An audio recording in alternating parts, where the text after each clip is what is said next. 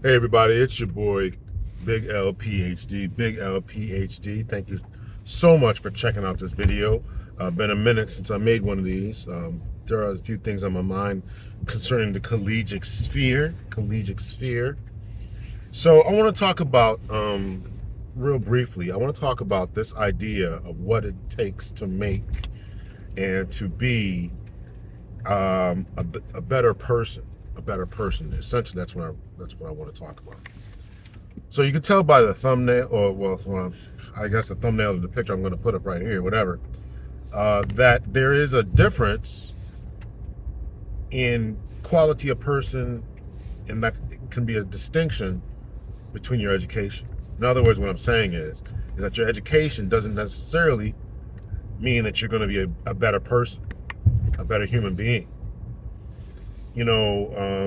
There was a time when the colleges were extremely elitist, extremely exclusive, and they were designed that way to keep certain people out and to really only to continue the hierarchy and bloodlines of the already elite class. Already, right? These are people already on their game, already elite, already doing something, already, right? And they, the well-to-do, and they would just want to make themselves even more well-to-do, right? So therefore, that's what life is really built on, right? Particularly, I would say life. Yeah, I'll just leave it there at life, right? We can go to Western culture, Eastern culture, right? There's some type of hierarchy, some type of caste system, some type of system that is designed to keep the lower classes separate from the upper class. That's why you have, first class and airplanes and all this other kind of stuff. Right? That's why they try to make all these different places, theme parks, expensive. Number one, to keep their bottom line going. Number two, to keep the riffraff out. Right? Those are the reasons. So, I want to do a case study about this particular lady, Miss Roda Osman. Miss Roda Osman. Now, before I get too far into this, I want to just say up front that this is just a case study about her. We could do a case study about anyone, right? White, black, male, female. It doesn't really matter. Hispanic. It doesn't matter. It doesn't matter.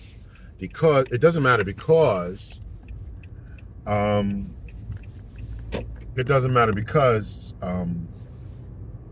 people are just people. People are going to people, right? So your class, all that other stuff really is irrelevant. But Miss Osman comes here from, I believe she's of Somali descent. I think I believe that she's of the Somali descent.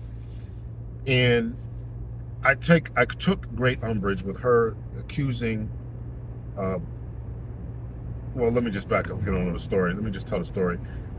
Back in September 2023, she was accused. She stated she was hit in the face by a brick by a man who she did not want to give her phone number to. So the man became upset and then hit her in the face with a brick. That story has since been debunked. She has been received. She or her friend in collaboration with Ms. Osman, started a GoFundMe page, which was subsequently shut down, and people were refunded their money to help pay for her medical bills and injuries and all that.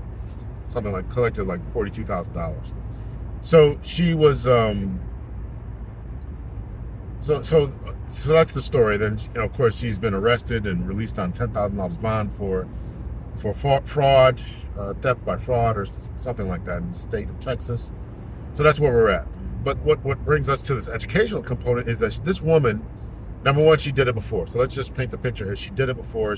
Back in 2020, she started another page that was also apparently fraudulent, according to different witnesses and all that. So this is the second time she started a GoFundMe page or was in cahoots with starting a GoFundMe page in her benefit and behalf, on her benefit and for her behalf. Second time she's done that. And what's interesting is that she continues to try to do it again with the educational piece. Is that she was a University of Texas at Austin student studying for a PhD, and I believe, I can't remember, but I'll put the link up here or a screenshot that I took. If you click on the links, if you Google her name and University of Texas comes up, you'll see the link. You click on the link, 404 file not found, right? The University of Texas at Austin obviously completely eliminated that her link there. Whether or not they kicked her out of the school is unknown, but I know that you can't click on the link anymore and have it activated. So what my point is that this is the type of stuff that our educational system was trying to keep out. These type of hustlers and scammers and people who are just doing whatever. Yes, we all want access to education. Education should be a divine right or a human right. I should say that human right should be a human right. I agree with that, right? You know, it shouldn't be held to the ranks of solely white male men. But on the other hand, it was designed to keep this type of person out. Again, this is a case study for her, but we all know somebody who's got some upper level of education who is not the brightest bulb, not the sharpest tool in the toolbox, whatever other type of analogies you want to say about it, right? We all know people who are like that.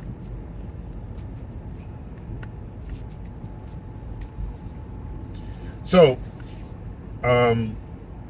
yeah. So that's what. So this is just right. We've met people like that. We've seen people like that on TV and things, and thought to ourselves, man, this guy's got an upper level degree. So I want to know your thoughts and your opinions about this, right? So should we be more exclusive? And I know that, you know, things changed, right about the 1980s or so.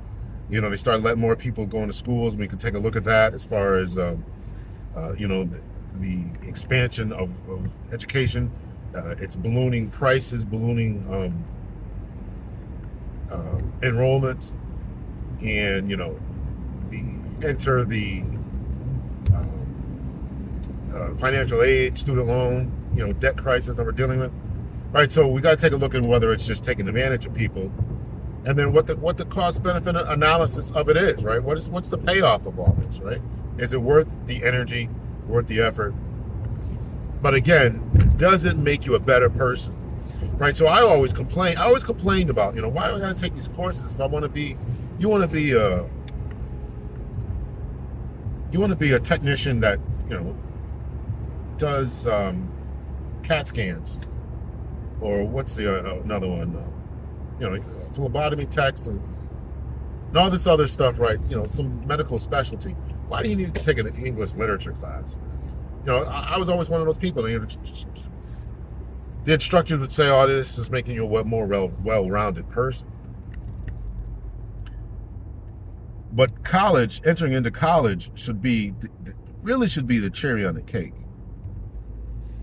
And clearly we see from Ms. Osman and others that it doesn't make you the cherry on the cake. It doesn't overcome upbringing and culture. It does, you know, a scammer is going to scam, whether it's in college or wherever else. We can see that. So it doesn't make you a better person. And, you know, it's really, really just unfortunate that, you know, upper levels, you know, education just doesn't make a difference in some people's lives. It can make a difference as far as your ability to be upperly mobile, but it doesn't. But you're bringing that culture mindset with you on these different places in different realms, spheres. Call them what you are, right? Doesn't make you a better person. And this I find to be extremely troubling and problematic. That it doesn't make people a better person. So, let me know your thoughts, your opinion. I just want to make this quick video, right? So I guess the point of what I want to say is, number one, it doesn't make you a better person. And number two, if you come from a background that is shaky, you know it's shaky. You know that it's shaky. You know that it is. You know that your culture, you know, if you know you got family members that wouldn't fit into this particular arena, it's incumbent upon you to become the best person that you are. And I understand the idea of code switching. I understand the idea of, you know, certain people should not have a monopoly on what's acceptable, and, you know, as far as hairstyle, culture, the way we manner of speech. I get all that, right? I'm a black man living in America. I get all that. I truly understand it.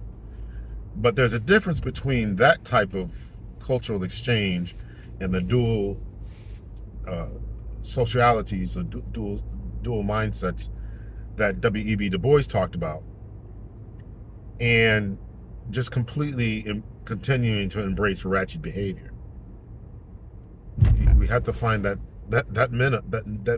middle. You have to find that place, not middle. You have to find that place where if you're going to say that you're a MBA, you have a master's degree, you have an upper level degree, then there's certain things that have to come with that. There's certain things that have to come with that, and you need to be accountable for those things and exhibit yourself in the best possible manner.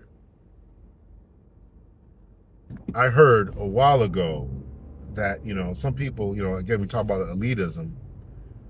There's elitism in schools and all this, right? If you went to Ivy League, then they look down upon the public schools and public higher education, the flagship public schools look down upon others. It's crazy. And they think that your degree devalues their degree, right? It doesn't really. You're just kind of, that's what they think. But then you get this type of behavior, and the regular person thinks you've all educated. It doesn't make a difference, and let me just go out here and just be a high school student, and let me just do whatever, get a certificate instead of going for these four-year expensive degrees that are running up student debt, student loans, and all that. So, that where your culture you come from. So if you're going to enter into these, man, and I don't blame UT of A for taking it down. It's embarrassing. It's embarrassing. So, let me know your thoughts, your opinions, and answer the question, if you would, please. Do you think that education makes you a better person?